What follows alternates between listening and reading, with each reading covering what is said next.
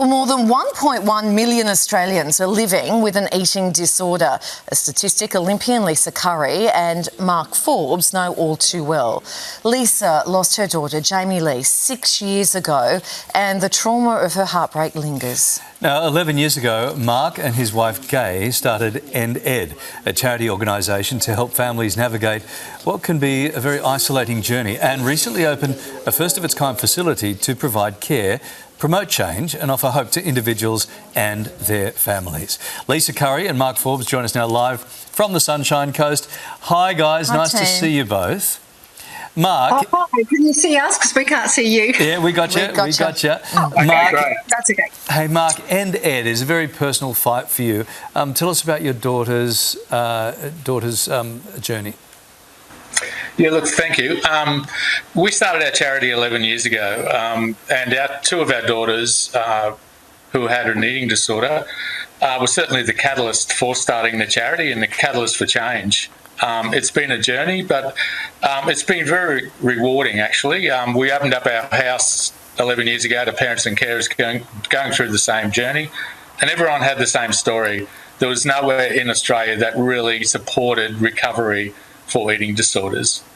So, Lisa, you were there for the launch of this trailblazing project, and we're seeing pictures of this beautiful facility now where people can come and stay and share experiences.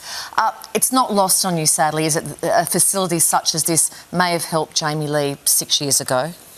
Yeah, that's right. It was actually very triggering for me to be there because, you know, you always think, and you can't say for certain that it would have helped, but it certainly would have been, you know, able to help if it was here years ago, but it wasn't to be, and we can't go back like that. But I absolutely know for a fact that having a facility like this here with all the hard work that Mark and Gay have done will absolutely save someone else's life and save that person's parents from going through what we go through every day. Yeah, I mean, Lisa, we can't imagine how hard this is for you. We've spoken to you so many times about it. Do you feel like it's really important for you to tell Jamie's story so other families don't have to go through what you did?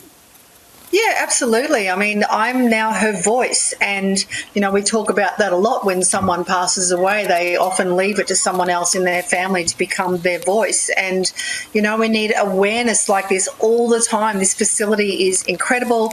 We're sitting here on the deck of the House of Hope. I'm looking over a pool and a yoga area and a meditation garden. Across the road is the new facility that was opened the other day. And, you know, it's absolutely going to save some lives. Mark, I was really interested to read this stat. More people die each year from eating disorders than the national road toll. That's a really scary statistic.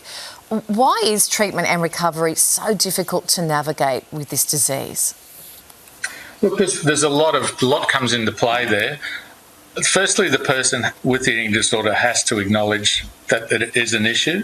A lot of people think they're in charge of, we call him Ed, but they soon find themselves down a slippery slope where Ed takes over their lives. Secondly, they need to then call for help. They need to go, okay, I'm losing the drive here. I need support. We see people on a daily basis turn up here looking for support. Boys and girls. Boys and girls. Yeah. Where the person with the eating disorder arrives but won't get out of the car. And some of our lived experience team will actually go meet them where they are in the back seat of the car and welcome them, congratulate them that they're actually here. And then within 10 minutes, they're walking through the pristine gardens here, and then our team explore with them what's their life like. You know, what are their hobbies? What are their interests? What do they really want to spark their life to recovery? And where are you at in your journey? And let's walk with you to get you to where you need to be. So it's a beautiful thing to witness. Mark, you've had so much experience with this now, but for people who can't get to you there, what's the first step on that road to recovery, would you say to people? I think the first step is, as parents and carers too, we get so many calls from parents and carers who have just found out their child's being diagnosed. The first thing is the blame game. Oh, what have we done wrong? What have we done to our child? The first thing we say is, please understand it is genetic based. So it is not particularly something you've done wrong, but it is something that's triggered it into action. So let's start from that point and move forward from there. Once you take that blame game away, it opens up a whole new talking space. Lisa, what would you like families to know who might be watching this right now and are dealing with something like this, either with themselves or in their family? Yeah, I think that there is hope. I mean, this place is called the House of Hope, and where there is life, there is hope. And I think that having a facility like this, which is an in-between stage, because, you know, I know that for a lot of people, they're too sick to stay in hospital. They're not sick enough to stay in hospital. They're too sick to be in rehab, and there was nowhere in between.